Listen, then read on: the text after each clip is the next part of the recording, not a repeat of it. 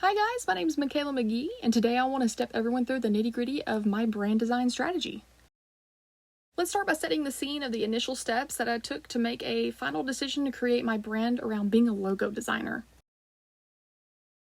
So the first challenge was to pick a singular adjective that best represented my identity in these 6 categories, and I'm going to list them all out in order for you. So compassionate, ethical, receptive, welcoming, important, and open. I use these to create my super duper informal identity statement, which I've included below. Now, the question is what to choose. I had to narrow it down to the big 3. Which 3 designers did I want to kind of, figure out would be the best for my brand? I can tell you right now, publication designer was automatically ruled out. I really struggled coming up with more than just 2 designer options. So really it was ultimately between advertising and logo. So let's talk feedback. Basically, with each 3 designer options, I had to identify my audience, my promise, values, positioning, ambition, and purpose. And I also had to come up with competitive advantages that I had. And once I included all of those and combined with the feedback that I got from everyone, I just figured out that I just wasn't thinking deep enough into this and everything was a little too vague. So I kind of had to just pick which one really had the best representation of me in it, which was logo designer. I love logos and I considered that to be one of my biggest passions. So I chose that one to run with.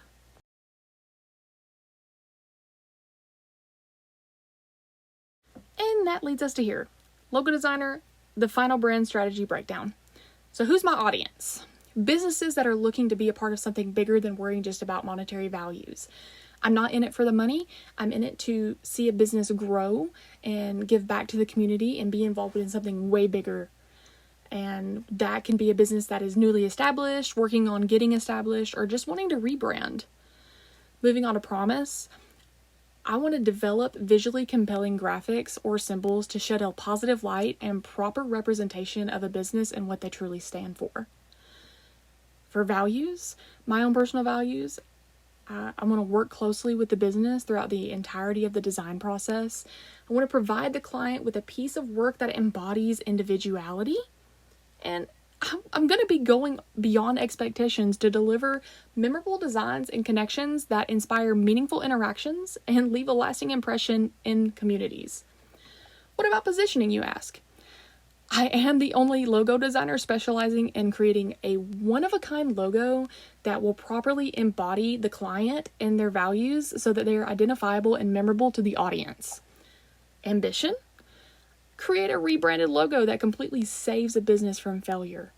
I really want to try and just help a business rebrand themselves, bring them back to life, just how Dunkin' Donuts rebranded themselves as just Dunkin'. It really brought that company back to life, and I would love to be just successful in doing that for someone else.